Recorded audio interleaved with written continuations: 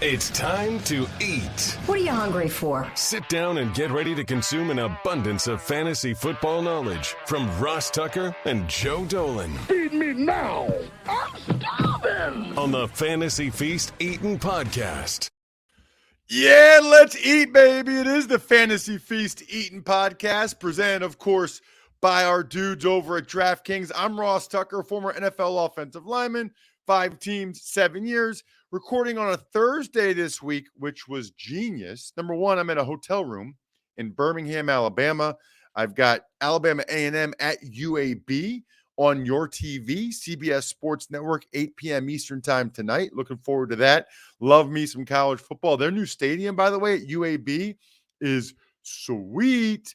And recording on Thursday allowed us to not only see all the cuts, but all the waiver claims and have roster churn settle a little bit before the great Joe Dolan and I make sure you know what you need to know from a very busy week in the NFL. We started week 3 of the preseason a week ago. So we had games Thursday, Friday, Saturday, Sunday. Then we had some cuts Monday, the rest of the cuts Tuesday, the waiver claims Wednesday. And here we are on Thursday. Follow Joe on social media like I do. I follow less than 80 people because I read every tweet that every one of my tweeters tweets. And one of them is Joe Dolan at FG_Dolan. He is the master of everything he oversees at fantasypoints.com, where now is the best time. Actually, the best time was like 3 months ago. Okay. But the second best time is right now to use the code 22feast at fantasypoints.com. Also, you really should go ahead and follow at Ross Tucker NFL and at Ross Tucker Pod, because I'm giving away free Madden codes left and right. I'm not messing around. I got a bunch of Madden codes, and I'm not afraid to use them. Anyway, Joe, there's a lot to get to. I mean, I don't know. I don't know if we start with any takeaways we had from the preseason week 3 games. I don't know if we just move on to the roster transactions that matter, the Brian Robinson scary incident. I mean, I honestly don't know where to start other than to say this, Joe. Holy crap, running backs, man. I mean, you look at the guys like getting cut. It's like Duke Johnson and Marlon Mack and Phillip Lindsay. And like, these are all guys that, like, I don't know, a year or 2 years ago, they were like fantasy relevant, and now they're just into the ether, man. Well, Duke Johnson was actually fantasy relevant last year. You remember he came on and actually had a couple of moments at the end of the season. I think he actually had his first career 100-yard rushing game at the end of last season. It's just, I think teams are trying to get younger at the position. And, well, with Marlon Mack, unfortunately for him, he had the Achilles tear 2 years ago. And we know, look, Cam Akers came back in 5 months from that, which was basically unprecedented. But it's been an injury in the past that has been a career ender for some running backs. So, I mean, now Dameon Pierce maybe made him expendable. They kept Royce Freeman over him, though, which was a real concern because Freeman's a guy, he can play on 3 downs. And then they cut Freeman just to pick up Tyler Johnson on the waiver wire. And they have Dare Ogunbowale there who can play special teams. So that's a key thing. But, like, unfortunately, you're right. Some of these running backs, they had some injuries or whatever. And the thing with Duke Johnson, I think he just got kind of caught in a numbers game in Buffalo because Zach Moss played well this preseason.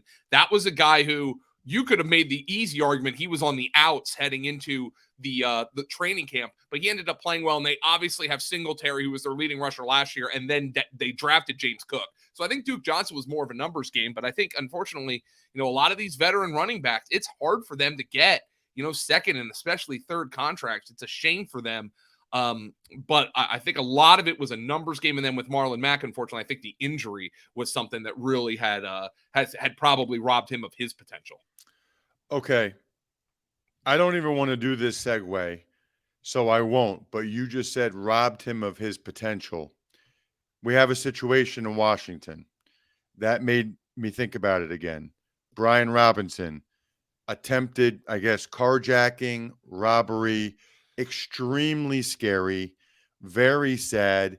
It sounds like he's out of the hospital already, Oh, Joe. he's out of the hospital. He was at their facility earlier this week. Now, the Commanders put Brian Robinson right before we got on this podcast on the non-football injury list. But Ian Rappaport, I saw a tweet from him. He's got to miss the first 4 games. Okay, he got shot twice. Okay, like this is not something that like we can look at. This is like a hamstring injury. No, it's not. And you know, when somebody asks me when do you think Brian Robinson's going to be back? All right, first and foremost, dude, we're talking fantasy football here. Like, can we take a step back? But also, the good news is, and number one, above all, if we're talking about this situation, Brian Robinson is number 1, alive. Number 2, doing well. Number 3, it is a miracle that he's going to be able to resume his football career. The biggest miracle of all is he's on the NFI, but Ian Rappaport of NFL Network reported that there is a chance he's back by week 5. He has to miss the first 4 games. Okay, like he got shot, okay? He had to undergo surgery. That's a traumatic injury, both mentally and physically. But the fact that he has an opportunity to resume his career this year, I don't give a crap what he looks like when he's on the field. That is just fantastic, and I'm thrilled for the kid. Got shot in the glute and the knee, and apparently getting shot in nothing, no bone, no ligaments were damaged, just incredible. I'm just thankful Brian Robinson is okay, relatively. Just phenomenal for Brian Robinson, a promising young man who looks like he's going to be able to show us that promise, and maybe significantly sooner than anybody would have thought. Just fantastic. Okay. What does it mean for the other Washington running backs? Look, I know, Joe, the guy got shot, everything you just said, but a lot of people have their drafts this weekend, right? Like, we got to know what would you recommend right now for Gibson and Robinson, knowing what we know right now, 10:40 a.m. Eastern Thursday morning after the Rappaport report. So I would think Antonio Gibson once again is going to be the lead back, but Ron Rivera said he doesn't plan on taking Antonio Gibson off of kick returns. That was a concerted effort by them, I think, to get Gibson in space more. And I think one of the big problems for Gibson has been really navigating the line of scrimmage, navigating the narrow gaps that a running back has to find in order to get every yard that is blocked for them. But he is a guy who, remember, he was a college wide receiver, so he's more used to making guys miss in space. And I think that is definitely something they want to do. I think Gibson by far is the favorite to lead this backfield over the first 4+ weeks of the season in carries, in touches, and all of that stuff. But it is notable that they kept Jonathan Williams on the roster. And if they don't trust Gibson to be kind of their lead back, we are going to know very soon. Because if Jonathan Williams is getting carries in week 1, then that means when Brian Robinson is healthy, Brian Robinson's going to get carries. But this is obviously an opportunity for Antonio Gibson here. I don't think J.D. McKissick's role changes. Maybe he gets a few more snaps, but he's still going to be the passing down guy. He's not somebody they're going to bang between the tackles 10 to 15 times a game. That's not going to happen. And we know Carson Wentz is, let's just say he's allergic to the check down. So I'm thinking Gibson leads the way. He's probably going to be somebody who I would consider a lower end RB2 in week 1 and for the beginning of the season. But I'm very curious if their plans at all change and Jonathan Williams is somebody who ends up getting carries in week 1. That is one of the key things I'll be watching. Okay, let's move on, Joe. What else is of consequence? We have guys, Tyler Johnson, you reference, gets cut by the Bucks. He goes to the Texans. We have Jalen Reagor go to the Vikings. Yeah. What are any other moves that are, look, there's teams that play in deep leagues. There's best ball leagues. What else do we need to discuss here? One that was particularly interesting to me was the Chargers going and getting Sony Michel after the Dolphins cut him. The Chargers have clearly wanted that kind of banger in the backfield. They've tried to draft one in each of the last 3 seasons. They tried Joshua Kelly, then Larry Roundtree, then they drafted Isaiah Spiller this year. But Spiller had an ankle problem in camp and really wasn't impressing the powers that be there. And there was a lot of reports. Daniel Popper of The Athletic had been kind of insistent that Joshua Kelly, who's averaged 3.1 yards per carry in his NFL career thus far, was the number 2 back in camp behind Austin Eckler. Now, I think this shows you what they think right now of Kelly and what they've seen of Spiller so far, that they go out and get Sony Michel, who, look, say what you want about him. I think the chronic knee problems, he's getting his knee drained all the time, have robbed him of some of the explosiveness that, you thought he might have had when he came out of Georgia. He was a first-round pick with the Patriots. But say what you want about Sony Michel. He is, quote-unquote, boring. But this is somebody who, in his first 4 NFL seasons, has led 2 different Super Bowl champions in rushing during the regular season. With the Patriots, back in, I believe, his rookie season, and then the Rams this past year, he was their leading rusher. But he's a capable grinder. And how about this? Over the last 6 weeks of the 2021 season, Michel was 2nd in touches among all players, 4th in yards from scrimmage among all players, and 3rd in missed tackles forced among all players. Wait, Joe. Say those stats again? Yeah, how about that? Over the final 6 weeks of the 2021 season, Sony Michel was 2nd in touches, 4th in yards from scrimmage, and 3rd in missed tackles forced with the Rams. Now, remember, he wore down a little bit, and then they gave Cam Akers that role in the playoffs. But Sony Michel does the things that the Chargers probably want from their backfield. And remember, Austin Eckler, this was from the People's pregame podcast in March, said, you can even go ask my management, like, hey, make sure you limit my touches. Like, you got to make sure I can get through the entire season. So they don't want Austin Eckler to get 300 touches. But here's the bottom line. I'm not worried about Eckler. Like, he's incredibly efficient. He's a great receiver. Those are all the things and he's in a great offense. So those are all the things we want from a fantasy running back. I'm just saying, like, hey, maybe you spent some best ball picks on Sony Michel when he was with Miami. Oh, he's a second to last round type of guy. I can go get him and he'll get me carries. Those shares aren't dead yet. And honestly, he's probably the guy, if I'm in a deeper league and I want a second Charger back on my roster just for this year, Michel is probably the guy there. So I thought it was really telling that the Chargers went out and got Sony Michel after the Dolphins cut him, because I think he's probably the number 2 back right now. Interesting. Very interesting. All right, what else you got for me, Joe? Because I know there's do any of these receiver moves matter to you, whether it's Tyler Johnson or Reagor or anybody?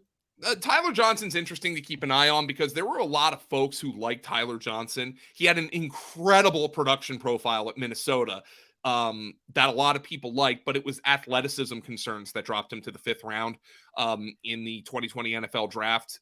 Remember, he played alongside Rashad Bateman there at Minnesota.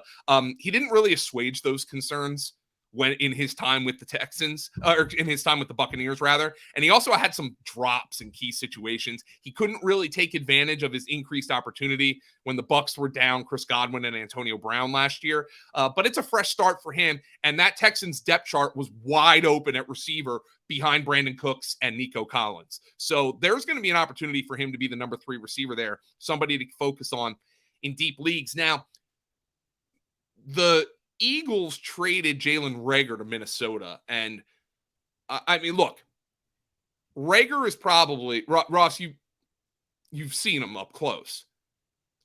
Probably the worst decision of Howie Roseman's career. Everybody knows it. Now he's, by the way, let me ask you, what did you see from Reagor this preseason? Yeah, so 2 different things here. Number one, ultimately, when you're the GM, the buck starts and stops with you. Yeah. There is different, I've heard different reports. I don't know how much stock to put in them as to whose call that was, and quite frankly, I've heard people say, oh, that was a Peterson move, or that was the owner's move, or that was you just don't really know. You know what I mean? You don't really know whose move it was. So ultimately you just put it on Howie Roseman. He is the GM. So if he's going to get all the credit for all the good moves they've made, then that's one that's bad. I'll say this, and I talked about this with Greg Cosell on the Ross Tucker Football Podcast today. I thought this was his best camp. I thought he did a lot of good things. And on the preseason games, Joe, I said I thought he would help them win football games this year. And I meant it. As number 5 receiver, guys get hurt. Guys get banged up, right? Like number 5 receiver means he's number 3 or number 4 for a number of games. I thought he would help the Eagles win some games this year. I thought he was a very quality number 5 is how I would describe it. He's not a great or polished route runner, so he doesn't get naturally a lot of separation. He has inconsistent hands, although they were very consistent in camp this year. And he's explosive, but I'm not sure he's as explosive as maybe they thought he was going to be or I thought he was going to be. Like, he's explosive, but he's not like breathtaking. Like, I don't think he's as explosive as Quez Watkins. Well, that's the funny part to me. Now, he gets traded to Minnesota, so let's analyze it from this way. First and foremost, have you ever seen a trade that had a conditional pick that had a statistical de-escalator? I have. It's rare, but I have. So essentially what this is the Eagles got a 7th rounder and a 4th rounder, but that 4th rounder can become a 5th if Reagor doesn't reach certain statistical parameters. I don't think I've seen what those parameters are reported.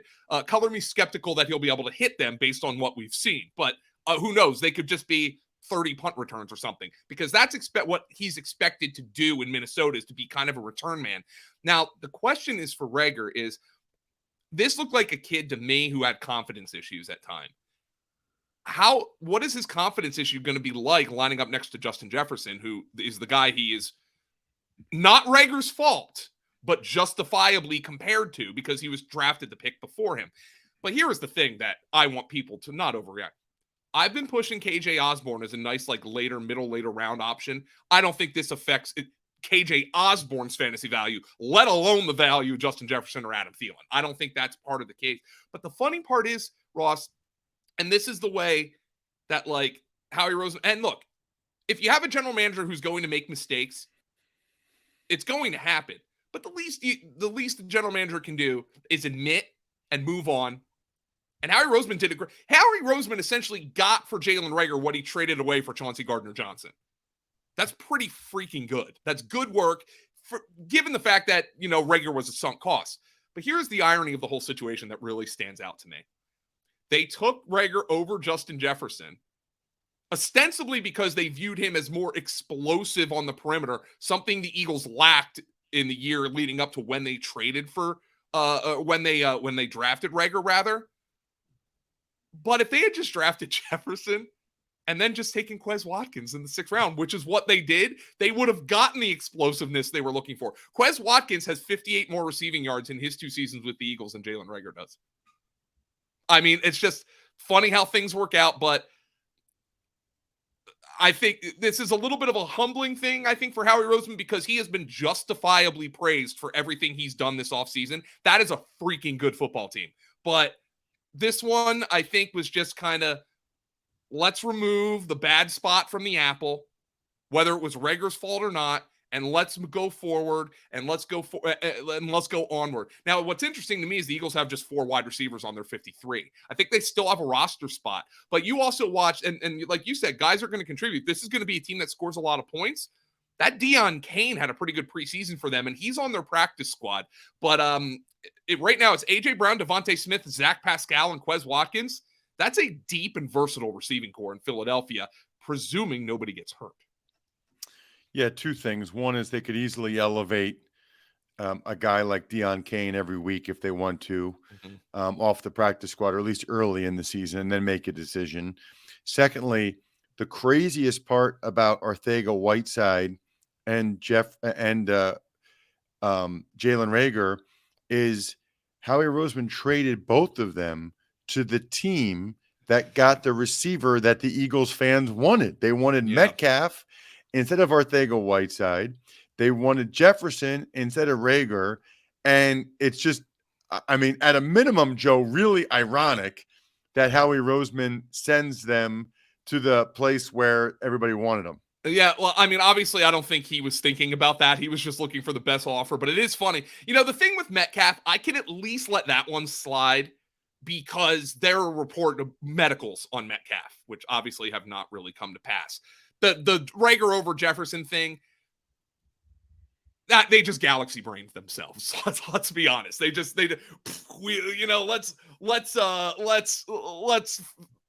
outthink ourselves. And like at the time, there were thoughts that Jefferson was just a big slot receiver, but obviously, hell, even if he was just a big slot receiver, big slot receivers have a lot of value in the NFL these days. And, I think Howie Roseman just 2 years before that had built a Super Bowl champion. I remember twisting myself into a pretzel to justify what they did. Hindsight, foresight was 2020 at that point. Hindsight is obviously even clearer than that. Speaking of foresight, have some foresight and take advantage of this unbelievable deal from DraftKings. They're giving new customers, I think maybe Kansas is open now. I know Massachusetts is. Bet just $5 on any football game. They got college games this weekend, the pros the next week, and get $200 in free bets instantly. Download the DraftKings Sportsbook app now. Use promo code Ross to get $200 in free bets instantly when you place a $5 bet on any game. That's code Ross only at DraftKings Sportsbook, an official sports betting partner of the NFL. Joe, what did I miss? What matters? We've got some time left. Clean up my message. Was there anything that you saw on the field in week 3 preseason that mattered, or is there anything else that we need to discuss? Yeah, well, I think Trey Sermon is one thing to discuss, and I know we're talking about some quite frankly scrubs on this program who are going to end up on practice squads, but I think it's important because we know, and let's just talk 49ers in general, quite frankly. Can I just say something? And I know you're not like this, Joe, that you calling any NFL player active roster practice squad a scrub. I know. It's ridiculous. That goes through me. Like the Eagles' first cuts was Abi Fadehi, who was the MAC Defensive Player of the Year. Like, you know how hard it is to be the MAC Defensive Player of the Year? Like, I always Bill Dunkel was an All-American. Like, I know what you mean. I know at the NFL level they're scrubs, but that just goes through me, bro. I got to be honest with you. All right, dude, Ross, I do not mean to insult you. I am so sorry about that. They can call me a scrub if they want. Hell, I mean, all I do is sit here and talk. I'm a jack. Of course, I'm worried about what Sean Clifford's going to do tonight, but Sean Clifford can throw a football 90 times farther than I can. So, jokes on Dolan here. Let's talk about the 49ers in general. They can twist it in whatever direction they want, Ross. And I know you've had these discussions, business of football, talking with Greg Cosell. Until Jimmy Garoppolo is not on that roster, the questions will justifiably be raised with Trey Lance. Now, there's one way Trey Lance can make these things go all the way. He can look great for the first 3 weeks of the season. And then we're like, all right, they made the right call. Trey Lance is the starting quarterback. But reports of a shaky camp, maybe a shaky preseason. This is a Super Bowl roster that the San Francisco 49ers have. They are not going to throw away a Super Bowl roster if they think Trey Lance isn't getting the job done. And Jimmy Garoppolo is there. So tell me what your thoughts are on Jimmy Garoppolo, because, look, they didn't get what they wanted and they didn't want to cut him. I understand that. If they got a justifiable offer, they would have traded him, okay? That's part of it. But Jimmy Garoppolo is still there.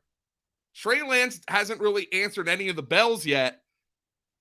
He's not just there because they didn't want to cut him. He's there because he's the escape hatch for them, in my opinion, Ross. I agree. And it's probably not the most comfortable situation for Trey Lance. Correct. But listen, if that's the difference, if Trey Lance doesn't perform at a high enough level because Jimmy G's over his shoulders, then Trey Lance probably wasn't the guy anyway, right? Like, situations are rarely perfect. He needs to adapt and overcome. and get it done. He needs to show that he can get it done at that level, at a high level. I think it was smart for the Niners because Trey Lance might not be ready still because he only played 1 year in college at the FCS level, or he got hurt last year and he likes to run. He could get hurt again. And I mean, I think it's great for the Niners for a lot of reasons. I'm a little bit confused about it from Jimmy G's perspective, like why he wouldn't have rather, just said, cut me, because they weren't gonna have a salary on the opening day roster. Then he would just be a free agent now. But I guess he wanted to have his salary locked in, and I guess he didn't think he could get more money than that elsewhere later. So this way, he's at least on a team. He's getting a year. He's all those things. But then still has the power to go somewhere else. It's a very interesting situation, to say the least. Yeah, look, you're right about all those things. And I think we had this discussion recently with Carson Wentz, right? Like, dude, and once again, Howie Roseman, let's say the year that they took Jalen Reagor was also the year they drafted Jalen Hurts. And we're twisting ourselves into a pretzel trying to justify the Jalen Reagor pick. Meanwhile, we're trashing them for the Jalen Hurts pick. Turns out that was a pretty freaking good draft pick and good work by Howie Roseman, because what essentially it was an enema, right? It cleared the Eagles system. They found out everything they needed to know about Carson Wentz after that draft pick. So maybe this is a similar situation. If Trey Lance can't handle Jimmy Garoppolo over his shoulder, then he's probably not the guy. Wentz, the situation was different because Wentz had already been paid. So Wentz having that level of insecurity or whatever is way more on him than it is on Trey Lance right now, who's an unproven player. But you're right. I mean, a quarterback in the NFL has to handle situations that are where it's essentially all on them to an outsized degree out of any other position in sports. It's the name of the gig. And Kyle Shanahan thinks he's schemed up an offense that is a pretty freaking great way to make sure it isn't all on the quarterback at all times. It's an offense that's gotten them to the Super Bowl and very nearly dropped interception away from going to another Super Bowl last year. And the way I look at it is, if Trey Lance can't produce in that environment, then they're going to move on from him. And Kyle Shanahan does not care where you got drafted, okay? Trey Sermon was a third-round pick last year who was a permanent resident of Kyle Shanahan's doghouse. A sixth-round pick last year beat him out. The writing was on the wall when they spent another third-round pick this year on Davis Price. And they kept a UDFA this year, Jordan Mason, over Trey Sermon. Kyle Shanahan doesn't care where you got drafted. If the third overall pick is not going to get the job done, then they will move on and they'll go back to Jimmy Garoppolo. And look, I'm rooting for Trey Lance. First, I play fantasy football, okay? I'm sitting here Dave Gettleman style, right? That's what I do. And from a fantasy football perspective, Trey Lance is exactly what we want. He's got a massive arm, he's huge, and he can run. Those are things that are great for fantasy football. That's the guy I want starting at quarterback for the 49ers. But I have to be honest, if he's not getting it done, Jimmy Garoppolo has proven himself beyond capable of doing the job. And if I'm drafting 49ers pass catchers, I drafted George Kittle last night in a high stakes draft, I actually feel better about my investment now because I know that if Trey Lance isn't getting the ball to Deebo Samuel and Ayuk and George Kittle, they will go to Jimmy Garoppolo, and he will get those guys the football. Here's what everybody needs to do right now. Follow that guy on social media, at FG_Dolan. Follow me, at Ross Tucker NFL and at Ross Tucker Pod, so that you can get one of these free Madden codes I'm giving out. And, of course, go to fantasypoints.com. and use that code 22Beast so that you get a discount on the greatest fantasy football content out there. Next week, we will have not one, but two Fantasy Feast podcasts as we get you ready for each and every fantasy relevant player week 1 in the NFL. I'm stuffed. We're done. Thanks for listening to the Fantasy Feast podcast. Make sure to also subscribe to the Ross Tucker Football Podcast, Even Money, Business of Sports, and the College Draft. All available at Apple Podcasts, rosstucker.com, or wherever podcasts can be found.